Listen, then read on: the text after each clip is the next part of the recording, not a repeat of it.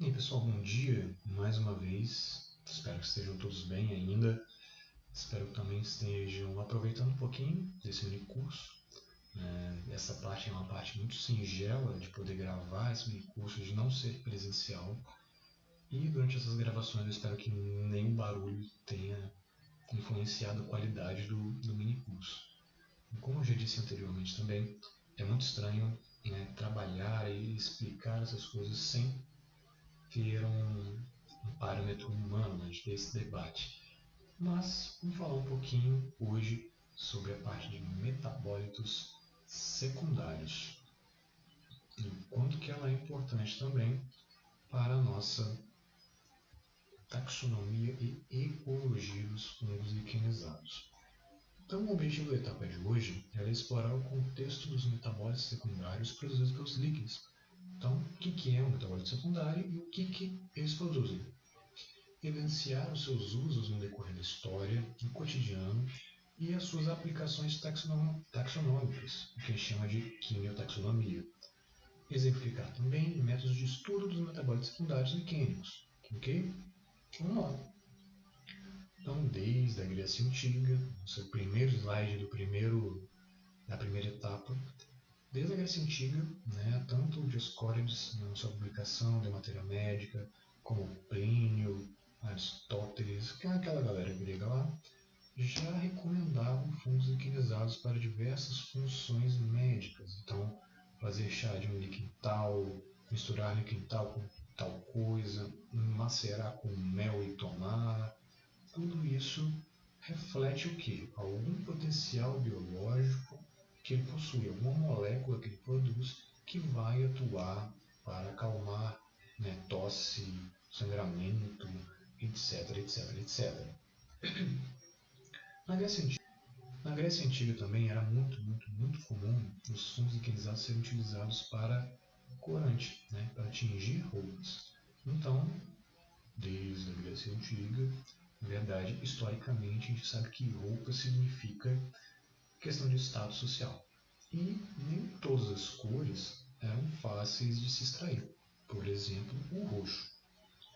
O roxo, essa cor roxa, o lilás, ela era extraída principalmente de concho, que a gente chamava o roxo fenício, mas existe um tom de roxo que era utilizado pelos gregos, que é chamado de roxo de amorgos, que era utilizado Rossella tinctorum. Rossella tinctorum é um líquido fruticoso que ocorre nas rochas de lá. E, curiosamente, esses fungos liquenizados eram coletados aos montes, jogados em baldes. As pessoas urinavam em cima e, através da urina, do composto da urina, compostos amoníacos da urina, transformavam aquela solução ali em um corante roxo, o famoso roxo de amorfos.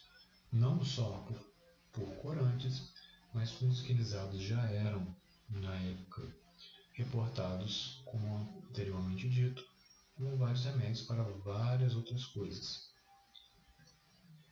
E bem, e na sua função de corante, os fungos liquenizados também são importantes. Tem-se aqui, por exemplo, uma variedade de cores em relação ao que os fungos liquenizados podem produzir. E aqui também, aqui eu tenho alguma cama-parmélia, alguma parmeliácea, e que, dependendo de um método de extração, se eu vou usar, vou cozinhar isso, se eu vou utilizar um tipo de solvente tipo álcool, urina ou qualquer outro tipo de solvente, vai gerar uma cor diferente e que pode ser utilizada para a tinturaria. Isso seria um experimento muito interessante a gente fazer, inclusive, numa aula, mas isso exige um pouquinho mais de matéria química, então evitem fazer isso hoje em dia. E a cor dos líquens, A cor dos líquens ela é ampla. E a cor dos líquens ela é derivada justamente desses metabólitos secundários e onde eles estão. Então a gente já ouviu falar que fungo e alga é tudo verde e vai ser verde pronto. Mas a gente já sabe, já ilustramos algumas vezes, que esses tais fungos liquenizados apresentam cores distintas. E essas cores distintas são dadas pelos metabólitos secundários que eles produzem. Okay? Nesse caso aqui, esse laranjão presença de paretina, muito comum, né, em um determinado grupo de fungo utilizado.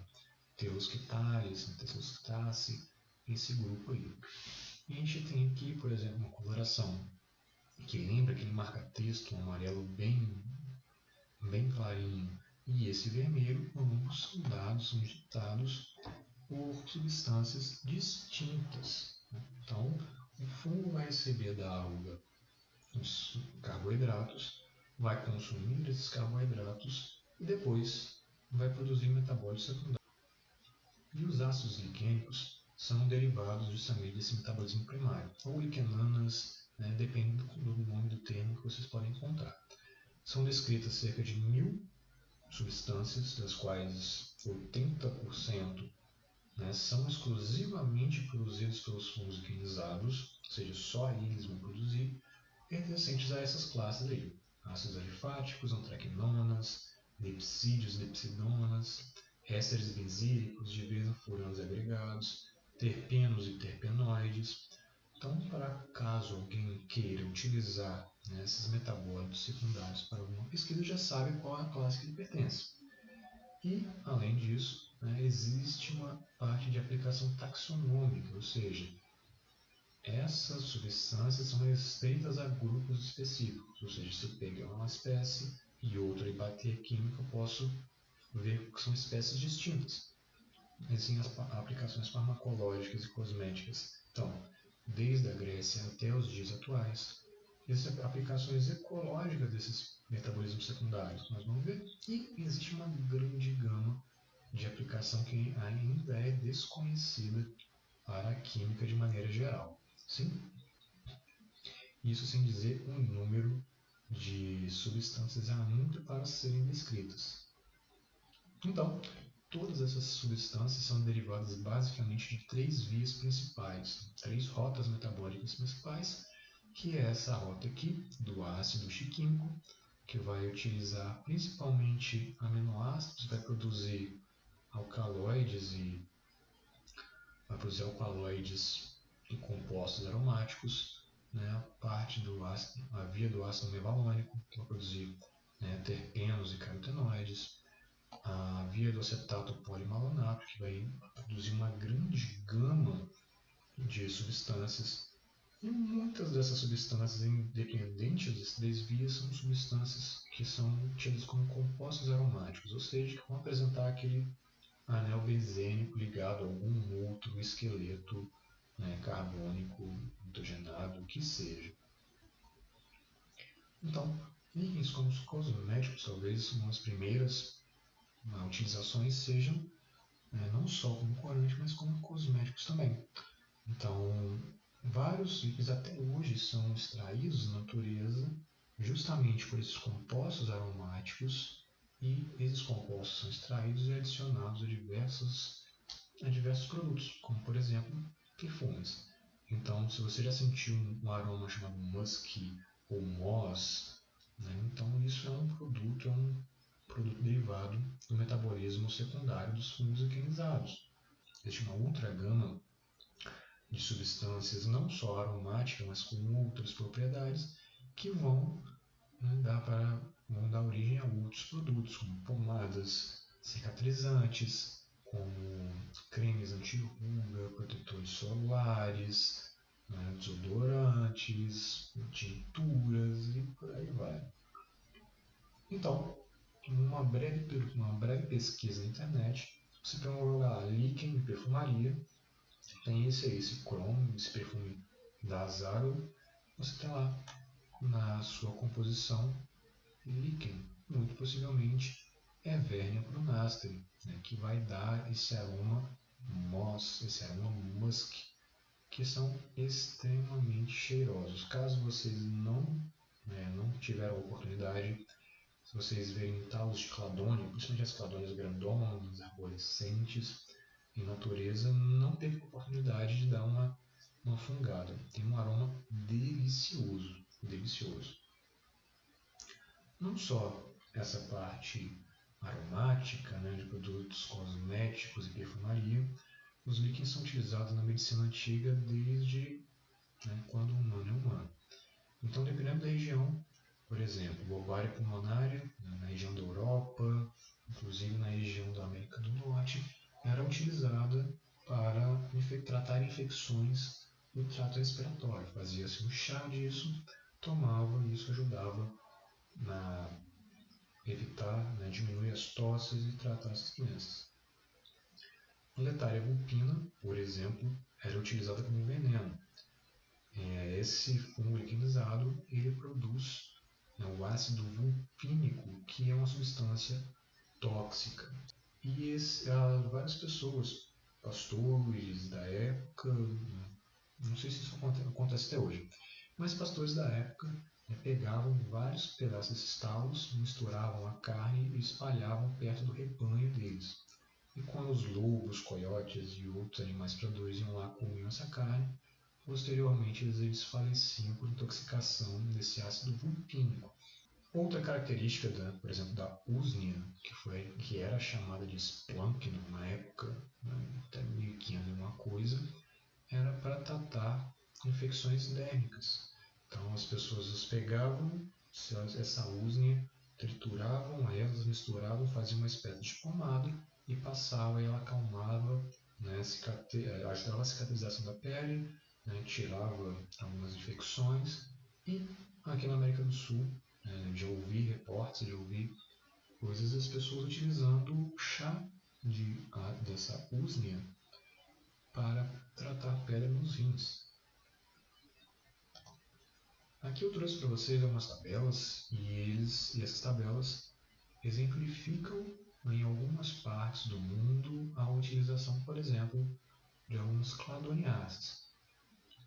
Então aqui, você usar uma espécie de cladina, e se você fizer uma decocção dela, ou seja, fazer um chá leve e brando por um tempo, você pode utilizar para tratar a diarreia.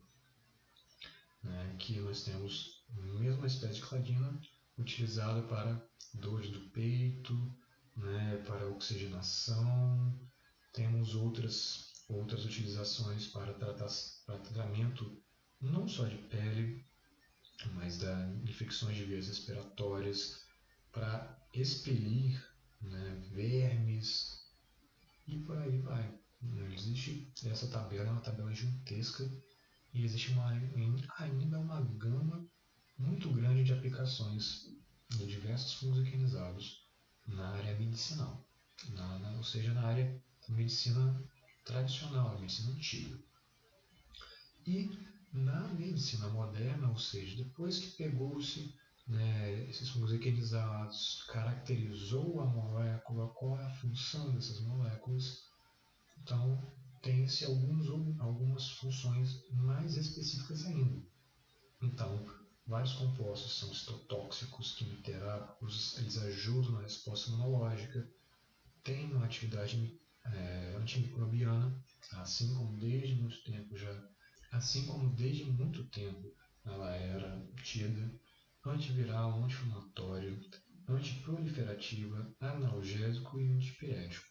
Ou seja, vários metabólitos dos fungos liquinizados possuem essa função interessantíssima para a medicina moderna.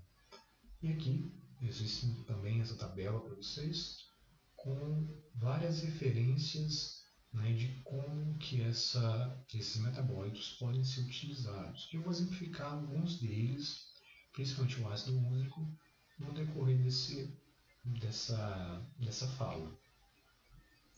Por exemplo, o ácido úrico é um composto razoavelmente comum, ocorre em vários grupos de fungos liquinizados distintos, e ele, assim como lá da usnea, ele era utilizado para tratamento de infecções da pele, etc, etc. Uma pesquisa feita aqui no Brasil, uma pesquisadora aqui ilustrada, salvo engano, da Universidade Federal de Pernambuco, isolou esse composto de ácido úrico, encapsulou esse ácido úrico em umas biomembranas, em umas membranas de colágeno, e aplicou essas biomembranas em pacientes, pessoas que tinham sofrido queimadura.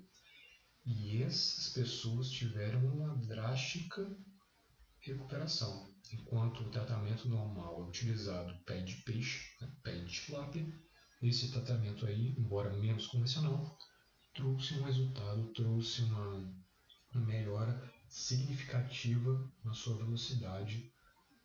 Outra aplicação do ácido úrico é a utilização para o tratamento, por exemplo, de algumas parasitoses. Aqui ilustrado o Trypanosoma cruzi, ou seja, aquele causador da doença de Chagas. Então, diversas concentrações foram testadas nesse estudo e, muito interessante, essas concentrações, além de trazerem danos estruturais ao Trypanosoma, evitou danos à célula, que é muito comum em outros medicamentos utilizados para tal também.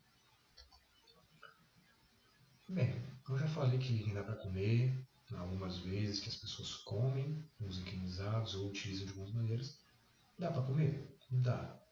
Dá e não dá. Mas peraí, né? Você tem que ter um certo bom senso. Como a gente viu até o momento, fungos quimizados podem produzir uma gama de metabólitos secundários.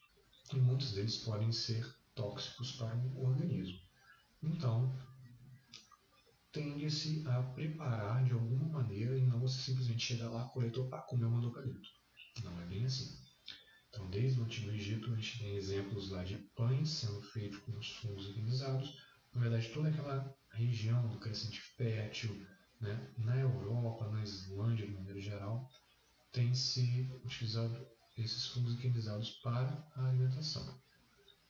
Aqui, um chocolate, né, chocolate feito com cetralha islândica, que é chamado de Iceland Moss, ou seja, nem musgo é, mas é um fungo higienizado, que é utilizado para a produção desse chocolate.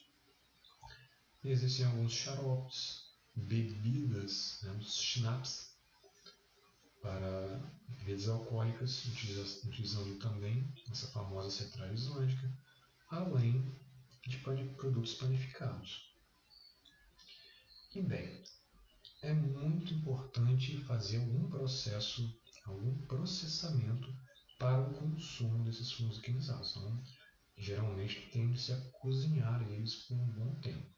Aqui tem um exemplo de Briolia frimonde, né, no qual alguns índios norte-americanos acabavam por comer, né, depois de muito tempo. Eles pegavam esses fungos higienizados que lembram uma cabeleira pendulosa nas árvores, cozinhavam eles por dias e dias e dias até formar esse couro, né, e comiam esse couro ali depois de um certo tempo.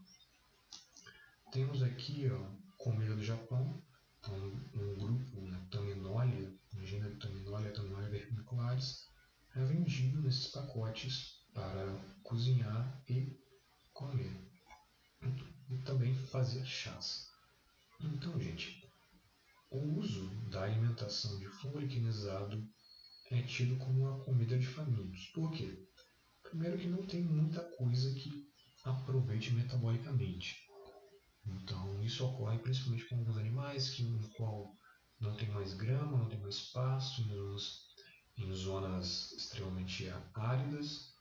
Né? E a gente tem um comparativo aqui, por exemplo, de alguns 3 líquens, né, valores de carboidratos de 3 líquens e valores proteicos. A gente pode ver aqui, por exemplo, valores proteicos, né, não apresentam um valor interessante. Ao passo que carboidratos, os que apresentam muitos carboidratos, mas são carboidratos complexos, são carboidratos que vão demorar a ser digeridos. Além disso, vários outros metabólitos secundários. Existem reportes, né, existem dados que falam que muitos animais podem morrer por comer um excesso, por exemplo, de úsnea, né, podem sofrer intoxicação alimentar por excesso de ácido úrico. Ácido úrico, dependendo da concentração, é tóxico e hepatotóxico. Uma pergunta que todo mundo faz depois: você estuda fumando, dá para ficar doidão com líquido? Enfim, talvez. Esse fungo liquinizado de Chionema haworani é um fungo reportado lá para a região da Amazônia Equatoriana e que, de acordo com essa publicação, possivelmente ele produz algumas triptaminas, ou seja, derivada lá da rota do triptofano, algumas substâncias que têm um efeito psicodélico, né? Então são substâncias possivelmente relacionadas a DMT, psilocibina, né, e outras triptaminas, e que nessa mesma publicação esses fungos são utilizados, seriam, né, reportados que os vários caciques tomavam chás desses misturado com outras ervas, né, para fazer os seus rituais xamânicos e jogar pichás maldição, né, na tribo dos inimigos. Existem várias aplicações ecológicas, né, das quais foram investigadas mais recentemente. Então, alguns efeitos, alguns metabólitos de fungos alquimizados no ambiente podem, por exemplo, melhorar a qualidade do solo, né, melhorar a fertilidade do solo, inibir algumas bactérias e, consequentemente, né, melhorar algumas outras, e várias outras aplicações ecológicas, como, por exemplo, uma interação chamada de alelopatia. Eu creio que todos estejam mais familiarizados. Né? A alelopatia é o quê? Quando você tem um organismo, esse organismo ele vai produzir um composto que vai tentar inibir o crescimento de algum por perto. Essas são cenas muito, muito comuns, né? Mas o que a gente consegue observar aqui? Parece inclusive um mapa, né, geográfico. Nessa bordinha, eles estão tendo guerras químicas para um crescer sobre o outro. Inclusive aqui a gente vê uma margenzinha, né, que está sendo dominada por outro fungo.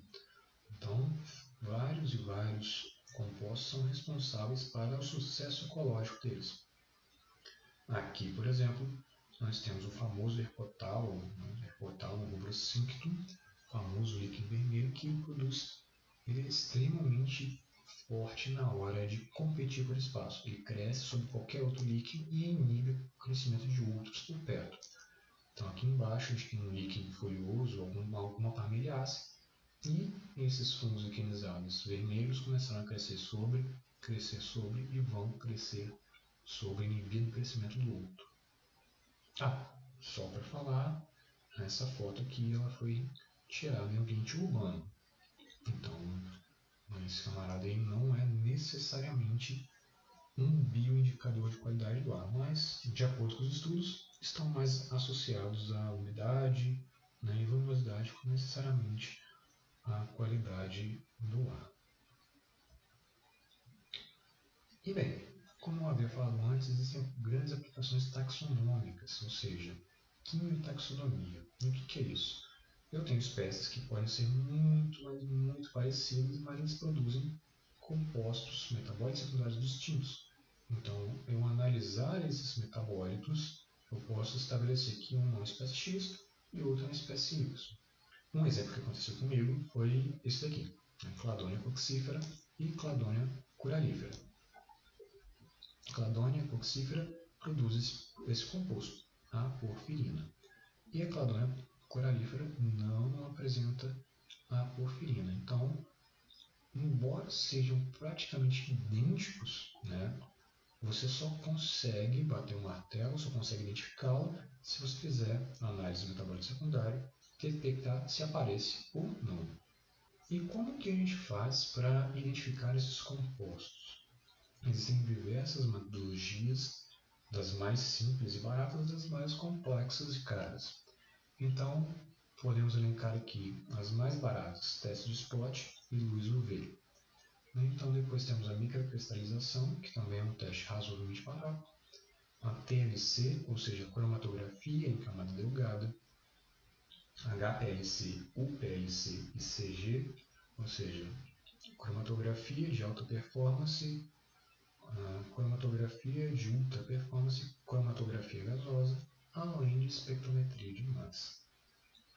Esses dois últimos tópicos são muito mais complicados e razoavelmente caros, demandam de equipamentos que são muito caros. E aqui, ilustrando para vocês, existe um teste de spot. Como é que funciona isso? Você vai utilizar, existem diversas soluções, mas o que eu costumo utilizar e que é o mais aconselhável, porque várias dessas outras substâncias são tóxicas, carcinogênicas, etc., são uma solução de hidróxido de potássio, ou seja, a 10%, e uma solução de hipocloreto de sódio, ou seja, água sanitária. O que vai acontecer? Você vai pegar um capilar, um clipe de papel, pegar uma gotinha e aplicar em cima do talo. Se mudar de cor, e dependendo para qual cor for, eu tenho um grupo específico químico.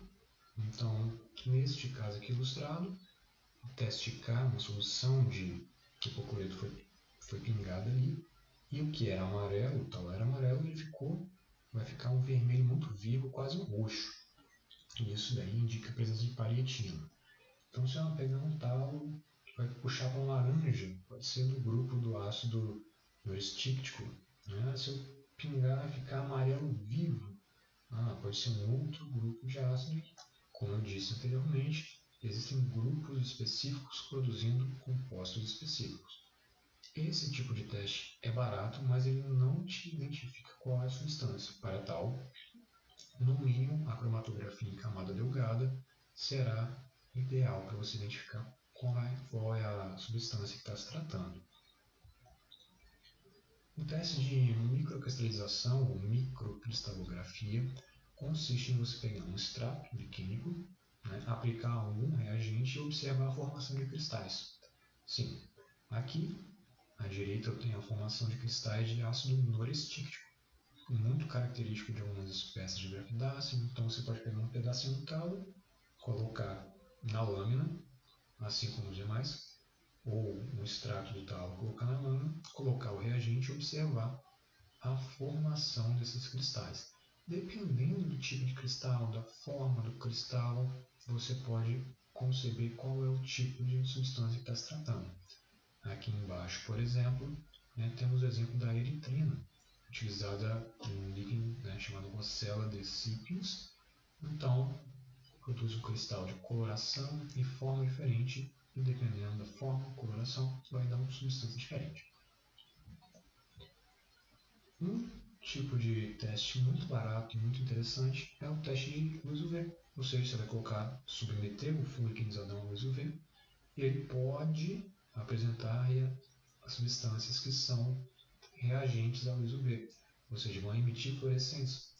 Nesse caso aqui, uns materiais coletados, você põe ele sob a luz UV, ele no que era um verde acinzentado, se torna completamente amarelo, possivelmente a presença de ácido úsmico. Aqui no exemplo da Cladonia Grey, você põe ela sob a luz UV e ela, que era um esverdeado cinza, se torna azul, e esse azul significa que há presença de ácido relatórico. Essas cladônias, muitas são muito parecidas, e você só tira a identidade depois que você faz um teste químico. E as análises mais caras ou mais elaboradas, mas que também vão te dar noções mais específicas do que está se tratando do metabolismo secundário, são as cromatografias. Cromatografia em camada delgada, CCD ou TLC, e cromatografia de alta performance, que é a HPLC, ou IPLC. E no que consiste essa técnica? Como o próprio nome diz, cromatografia. Croma vem de cor e grafia de escrever. Então, através das cores, eu vou conseguir do arraste, do tamanho da molécula, e eu vou conseguir inferir qual substância que é aquela. E como é que a gente faz isso?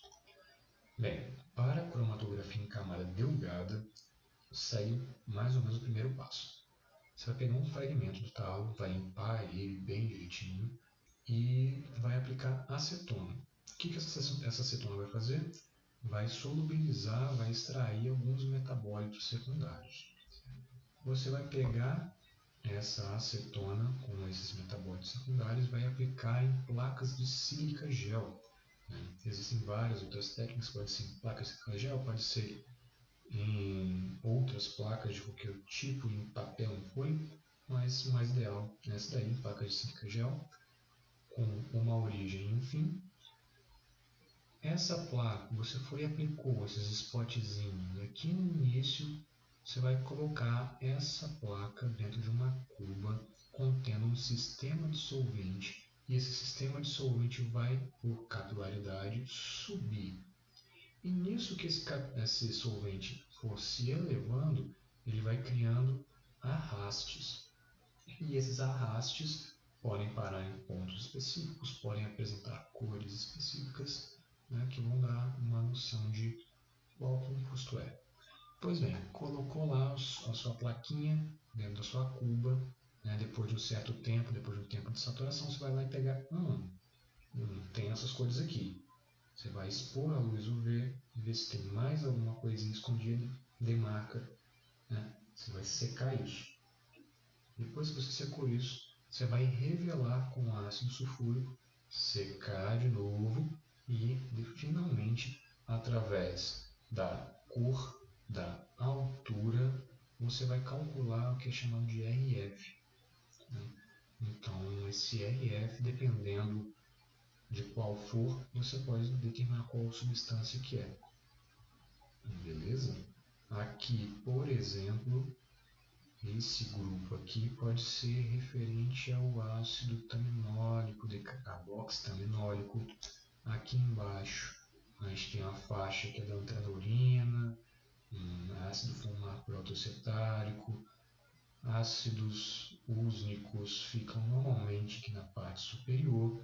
Isso é um método um pouquinho mais rústico, mas funciona muito bem. Caso queiram utilizar um HPLC, vai precisar de algum técnico extremamente treinado na aparelhagem deles. E bem, desde a antiguidade, os fungos de higienização foram utilizados para os mais diversos fins, sejam medicinais, sejam não medicinais, mas no que tange ao aspecto do metabolismo secundário, eles são extremamente complexos e muito interessantes. Né? Tem uma janela muito grande de metabólitos que podem ser aplicados para N coisas. Não trouxe um material extremamente rebuscado, até porque não haveria necessidade, pelo menos para esse mini curso. Mas caso vocês tenham interesse, é uma área extremamente maneira de se estudar. E tem a próxima parte, que seria a nossa parte prática, a nossa parte de coleta, e nos vemos em breve. Aquele abraço.